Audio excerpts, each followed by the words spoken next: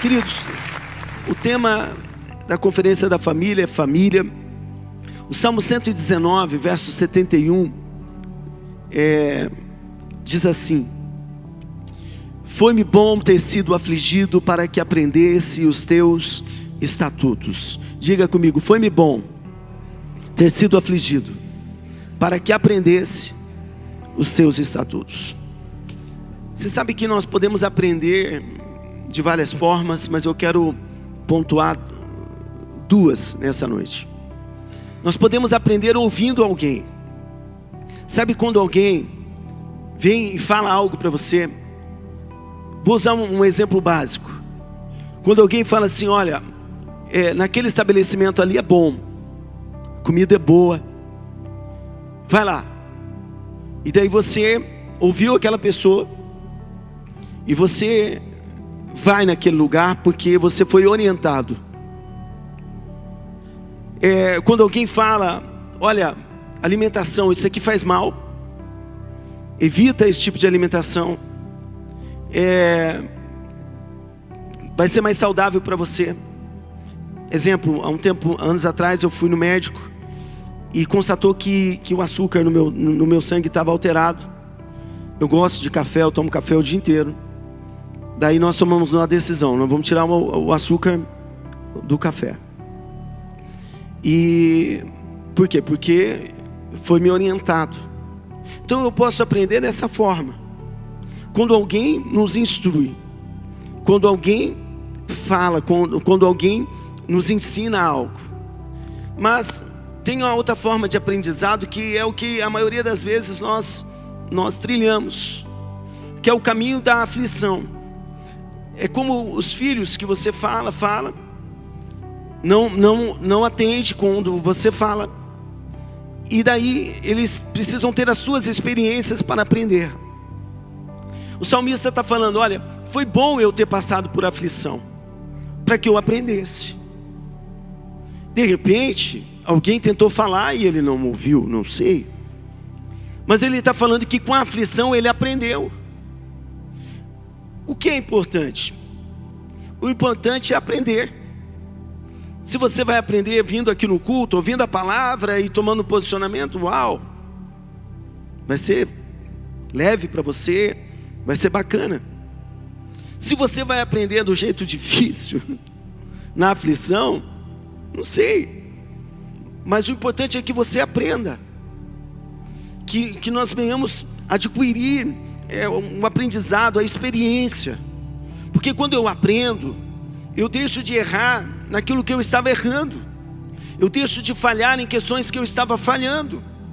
Está entendendo? Então isso vai me conduzindo num tempo melhor para o meu destino, porque os erros vai atrasando aquilo que o Senhor tem para nós. Então é importante aprender. Fala para o teu irmão, é importante aprender.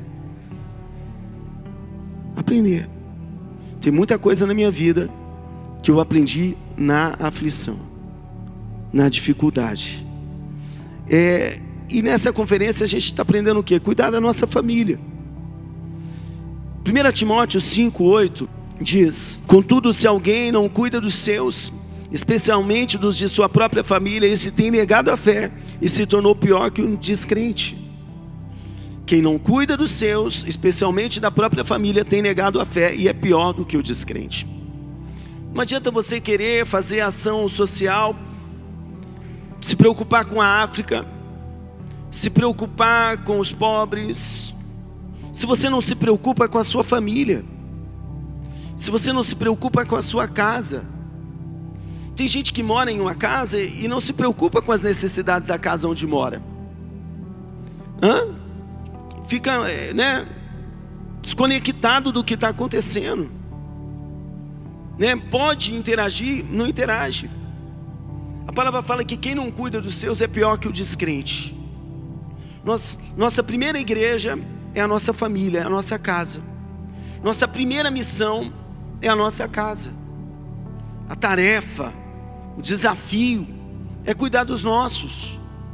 Está entendendo? É se empenhar por eles, orar por eles, prover na vida deles, ser bênção na vida deles. Existem pessoas que expressam cuidado fora, mas não cuida dos seus, é querido por terceiros, mas não pela sua casa. Gente que se candidatar na política, ganha. Mas se for falar com a família do cidadão ou da cidadã, a família não está sendo amparada como deveria. Não pode ser assim. Eu não posso ser querido por vocês e não ser querido pela minha casa. Se isso aconteceu, eu estou falhando no processo. Eu não posso me preocupar tanto com vocês e não me preocupar com a minha casa. Você sabe que eu fui pastorear com 24 anos. E na época nós não tínhamos essa instrução. E muitas das dificuldades que a minha família passou foi por eu não entender isso daqui. Porque se eu entendesse isso daqui, eu ia fazer o que Deus chamou, mas eu ia me preocupar primeiro com a minha família. Meu pastor da época, pastor Célio, falou assim: Cássio, eu não sei como você não perdeu a sua casa. Tamanhas as dificuldades que nós enfrentamos.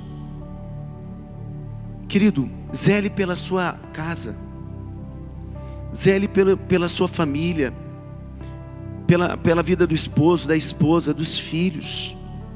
Pelos seus pais. Você, filho, você que pode ajudar, ajude.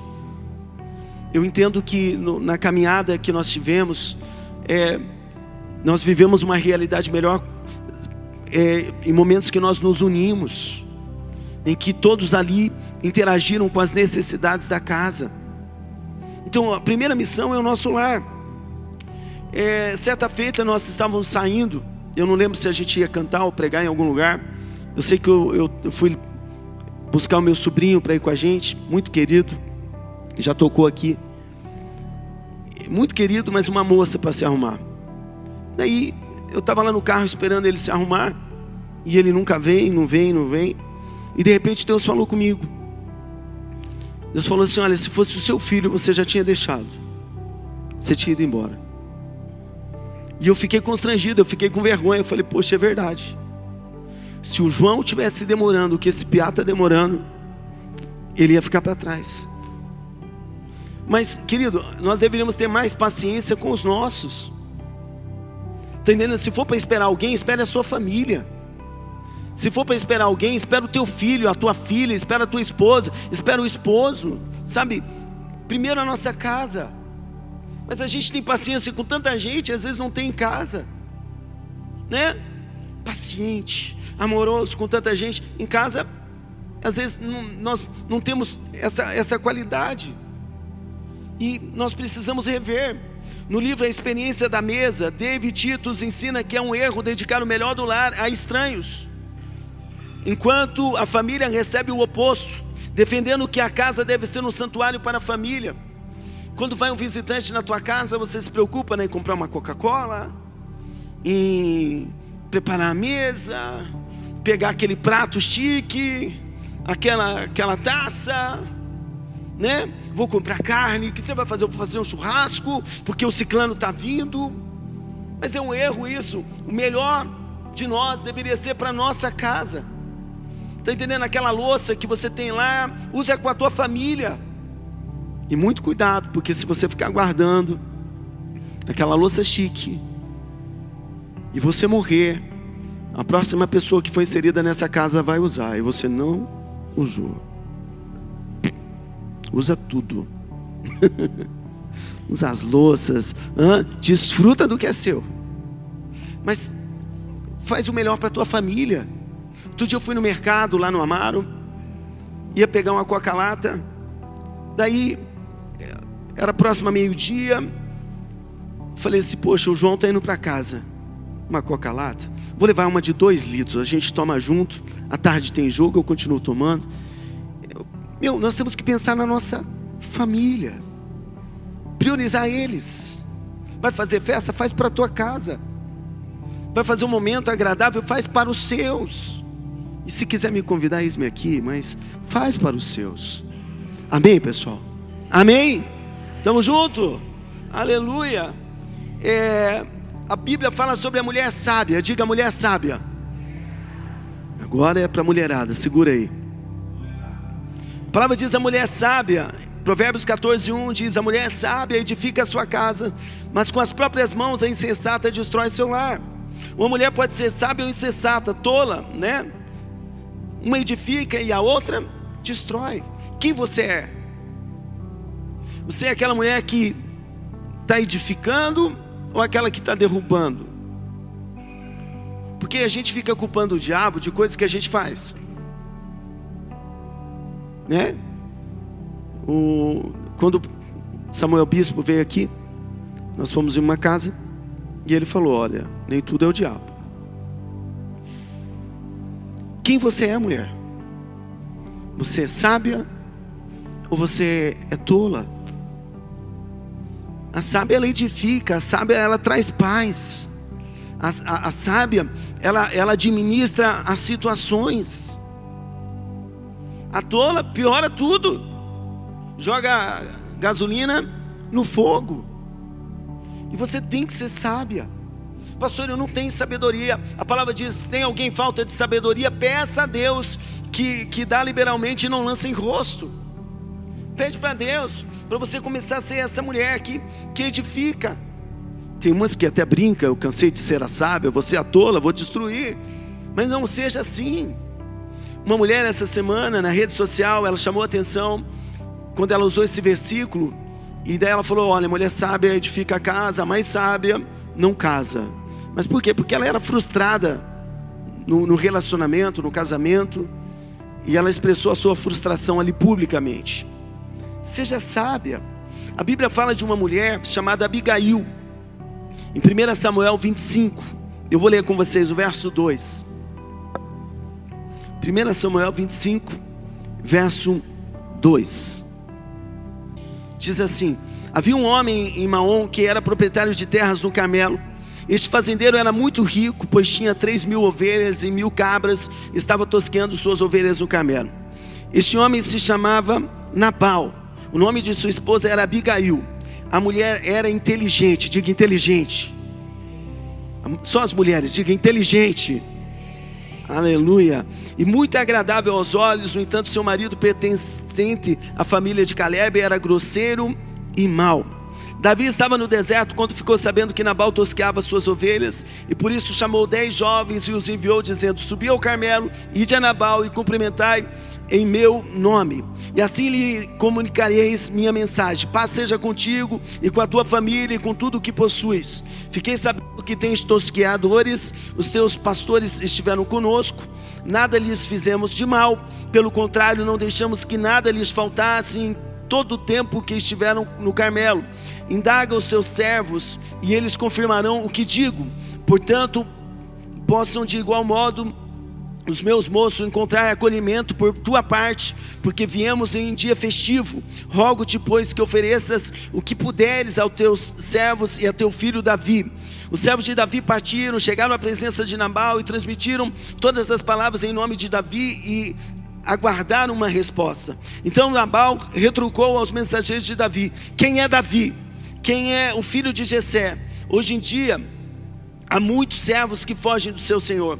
Tomaria eu o meu pão, a minha água e a carne do animal que abati para meus tosqueadores, e daria todo esse mantimento a homens que não sei de onde vêm? Então os servos de Davi voltaram e comunicaram todas essas palavras. Queridos, Davi pede provisão para uma casa que ele ajudou a cuidar. Ele protegeu aquilo que era de Nabal, protegeu seus pastores, seus bens. Ele ficou sabendo: ó, Nabal está fazendo uma festa lá, está batendo animais. Então ele manda o seu servo lá, fala para ele: olha, lembra ele que eu ajudei, que eu cuidei, que nada lhe faltou, e que ele possa retribuir isso agora. Quando o Nabal escuta essas coisas, ele fala: quem é Davi? Quem que esse homem é? Eu não sei quem ele é. Não sei quem é. Não vou dar o que é meu para quem eu não sei. E mandou essa resposta de volta. O que acontece após? Davi fica sabendo. Na hora que Davi ficou sabendo, ele ficou cheio de ira. Por quê? Porque aquele homem, Nabal, estava sendo ingrato. Ficou cheio de ira, pegou o seu exército, deixou uma parte cuidando das coisas e falou assim: vamos até essa casa e vamos eliminar eles, vamos destruir Nabal e todos os homens dessa casa. Davi se preparou para isso e foi na direção. Um servo da casa chegou em Abigail e conversou com ela. Falou: Abigail, o meu patrão é um homem mau, ele não foi coerente. Davi mandou os homens dele aqui pedir ajuda. Ele mandou os homens embora e falou que não ia dar nada. O que ele fez não é bom. E agora o mal está vindo de encontro com essa casa. Ele diz: porque a destruição do nosso Senhor e de toda a sua casa está a caminho. Abigail, faz alguma coisa. Olha o papel da mulher aqui, queridos. Faz alguma coisa. Está vindo destruição para esse lar. Abigail, quando fica sabendo, ela toma uma decisão sem comunicar ao marido dela. Ela não usou de engano, ela só usou de sabedoria. Porque sabedoria, quando você tem sabedoria, você sabe até a hora de falar algumas coisas, amém? De falar.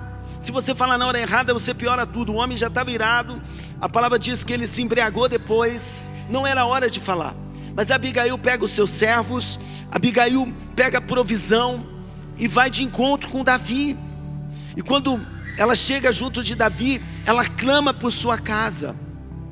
Ela clama pela sua família, ela pede misericórdia. Ela fala: não, meu marido é um homem mau, não escondeu também não. Grosso. Mas tenha misericórdia da nossa casa. Ela clamou pela casa e profetizou palavras sobre Davi. Ó, inteligência. E falou assim: Davi, quando esse bem vier sobre a tua vida, lembra da tua serva. Lembra da tua serva. E ali ela aplacou a ira de Davi e livrou a sua casa da destruição. Irmã, o que você faz quando as coisas ficam complicadas? Você acalma as coisas ou você piora? Você administra ou você joga gasolina? Porque se você jogar gasolina, não adianta orar depois. Se você pôr mais lenha, não adianta. Sem lenha o fogo se apaga. Tem hora que você tem que saber trazer paz para o seu lar. Sabe, entre filhos, entre pais, ali a mulher tem um papel muito importante. Uma mulher sábia, ela impulsiona um homem. Diz o ditado que por trás de um grande homem tem uma grande mulher. Se você for essa mulher de Deus aqui, seu marido vai ser diferente, vai ser próspero, vai ser bem sucedido. Porque você está ali com ele, sabe, desempenhando o seu papel. Eu conheço relacionamentos em que a mulher, ela impulsionou o cara, ele saiu de uma realidade e foi para uma outra realidade. Por quê? Por causa da pessoa certa do lado. Então busque essa sabedoria de Deus. Vamos fazer a diferença, nós somos a igreja. O que a gente está falando aqui é sobre princípios que a palavra de Deus nos ensina, e que se nós colocarmos em prática dá certo. Mas não é um dia, é uma vida, nós vivenciando isso daí. Sabe, eu já falei aqui no altar que quando eu estou no trânsito, eu oro. Deus me conhece. A nossa cidade tem o péssimo hábito das pessoas andarem na contramão. Péssimo. Qualquer hora vai dar ruim esse trem. Na hora que eu olho, já dá um jeito ruim. Só que assim, Deus é tão bom comigo que quando a Lê está comigo, eu vou ficar bravo. Ela fala: amor, calma. Amor, calma. Amor, não buzina. Amor. Eu deixo passar. Credo, pastor. É isso aí. Só que se ela falasse: não, buzina, vai. Irmão do céu. Desce o carro. Sangue de Jesus tem poder. Seja mulher sábia, amém? Amém? Mulherada aí, seja sábia, seja inteligente. Aleluia. O que a palavra diz? Aleluia. 1 Pedro 3:1. Da mesma maneira, esposas, cada uma de vós seja submissa ao vosso próprio marido, com o propósito de que, se alguns deles ainda são contra a palavra, sejam convertidos sem admoestações, mas pelo procedimento de sua esposa. Sejam submissas. Você vai ganhar o seu marido sem palavras. Não é falando. Não, com o seu testemunho, o seu procedimento correto. Eu disse pela manhã que eu casei com 18 anos, a Alessandra 16, homem com 18 não é homem, é moleque ainda. Só que eu vendo o comportamento certo dela, aquilo me constrangeu a querer ser um homem melhor. É fácil você olhar para mim hoje, que passou no altar, que bacana. Meu irmão, teve um caminho aí, e teve uma mulher que teve que ser sábia quando eu não era. Está entendendo? E através do testemunho, aquilo ali me constrangeu a querer ser melhor. E falar: Deus, eu preciso ser um marido melhor. Eu preciso ser um pai melhor. Então, irmã, se você tiver a atitude correta, o seu comportamento vai constranger o seu marido a ser um homem melhor. Quem crê, diga amém. Testemunhando a vossa maneira de ser honesta e respeitosa. Portanto, o que vos torna belas e admiráveis não devem ser os enfeites exteriores. Olha o que Pedro está falando. Que a sua beleza não seja os enfeites. Ele não está falando que você não pode usar enfeite, tá?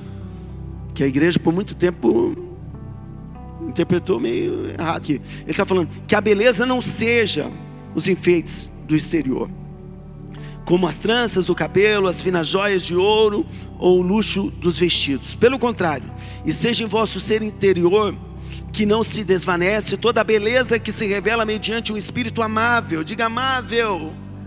Ô irmã, seja amável. Você é amável? As irmãs aí, está sendo amável? Mas não é amável lá no trabalho só, não, é amável em casa, com a família. Maridão chegou cansado do trabalho, você é amável?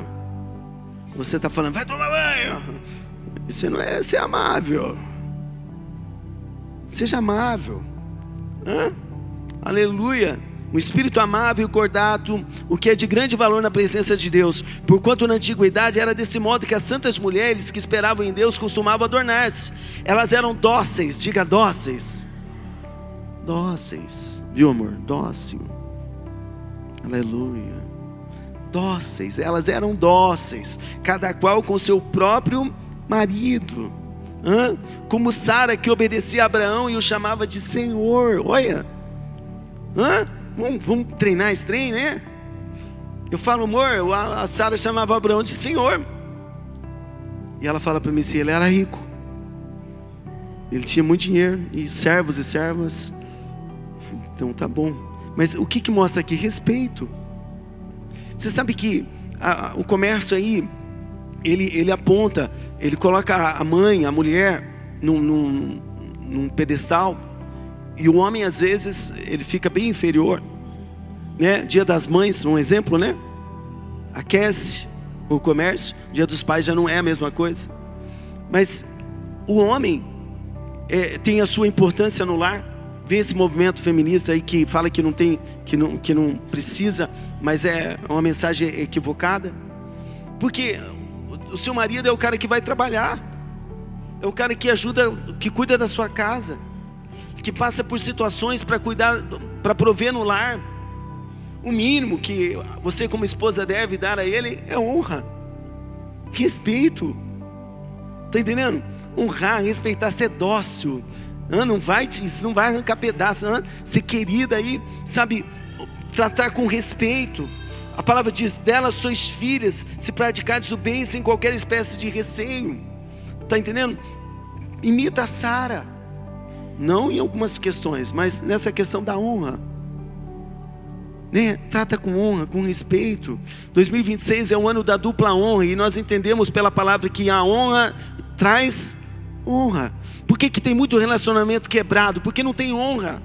A mulher não honra o marido não honra a mulher, e aí está quebrado. A mulher fala mal do marido para os outros.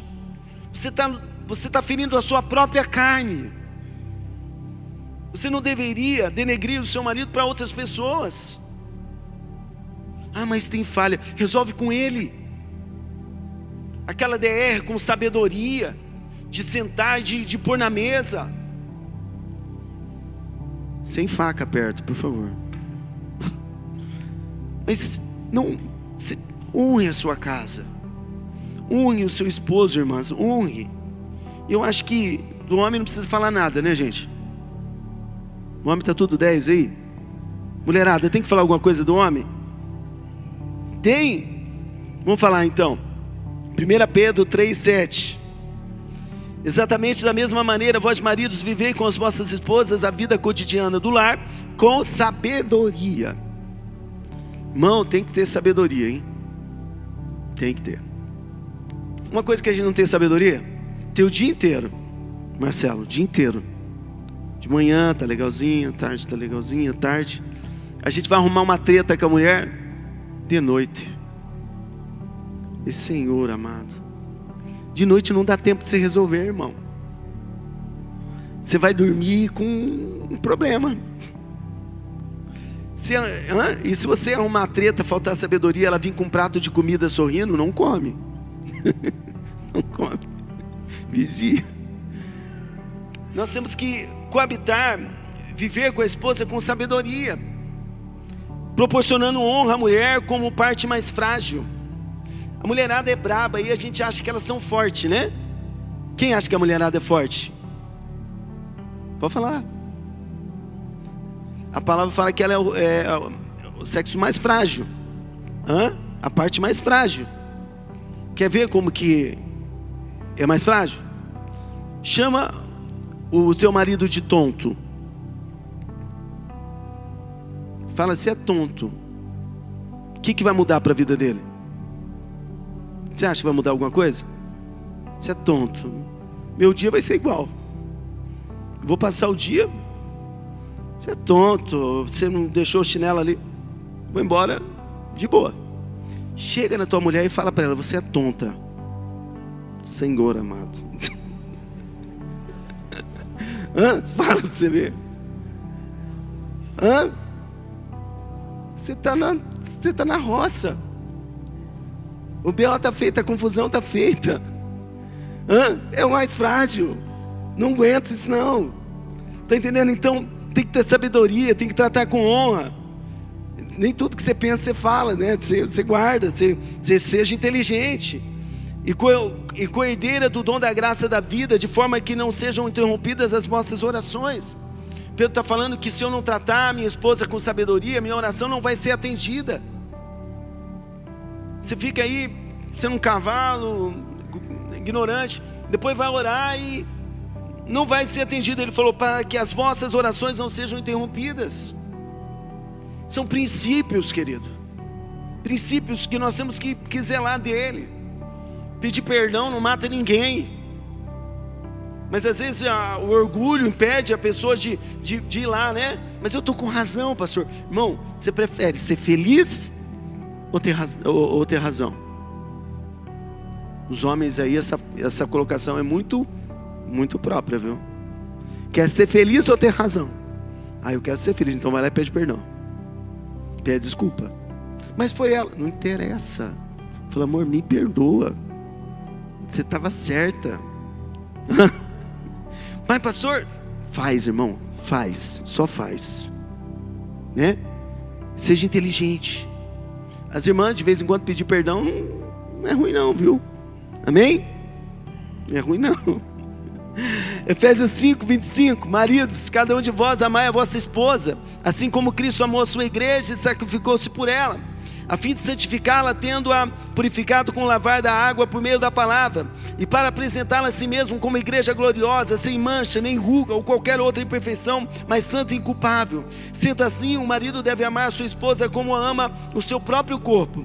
Quem ama a sua esposa, ama a si mesmo. Por isso que eu falei que quando você fala do seu cônjuge para os outros, você está ferindo você mesmo. Porque quem ama a esposa ama a si mesmo. Quem ama o esposo ama a si mesmo. Porque o casal é uma só carne, né? É uma só carne. Pois quem jamais odiou o próprio corpo, antes alimenta e dele cuida, assim como Cristo zela pela igreja, pois somos membros do seu corpo. Por esse motivo o homem deixará pai e mãe, e se unirá à sua esposa, e os dois se tornarão uma só carne. Maridão, você vai ter que sofrer pela tua esposa. Certa feita eu estava magoadinho com algo que a Alessandra falou. Fiquei chateadinho, fui para o quarto orar. Abri a Bíblia, Efésios 5, esses versículos que lemos. ame a sua esposa. Cristo se sacrificou pela igreja. Assim faça você pela sua esposa. Eu falei, tá bom, Deus. Eu achei que Deus ia falar assim, Cássio, eu estou com você. Cássio, você está certo. Deus falou, não, ama ela. Perdoa ela. Sofra por ela. Querido, se nós queremos ser uma família diferente no meio dessa sociedade hoje, que famílias estão sendo destruídas com uma facilidade muito grande, se a gente quer ser diferente, nós precisamos viver os princípios da palavra de Deus, aplicar isso. Pastor, é fácil? Eu falei semana passada, eu acredito que não é, e eu não sei se um dia vai ser, mas dá certo. Se você perdoar, se você amar, se você honrar, se você dar o seu melhor, está entendendo? A graça de Deus vem sobre a tua casa, vem sobre a sua família, porque é o Senhor que nos ensina esses princípios. Quando você perdoa, quem perde é o diabo, você ganha. Então, vamos aplicar essa palavra. Sabe, saia daqui querendo ser uma esposa melhor. Um monte de problema a gente vai evitar se a gente praticar isso daqui. Sai daqui querendo ser um marido melhor. Que marido que você é? Quem você é? Você tem dado o melhor na tua casa ou lá fora para as pessoas? Seja o melhor na tua casa. Está entendendo? Seja o melhor entre os seus. Honre o seu lar, honre a esposa, honre o marido. E vocês vão desfrutar de honra, uma honra que vem de Deus no seu lar. Amém? Você recebe essa palavra? Levanta a tua mão e diga, Senhor Jesus, eu recebo a sua palavra. Que o Espírito Santo me dê sabedoria para colocar em prática a sua palavra e viver com sabedoria com a minha família, em nome de Jesus. Amém, Jesus. Amém.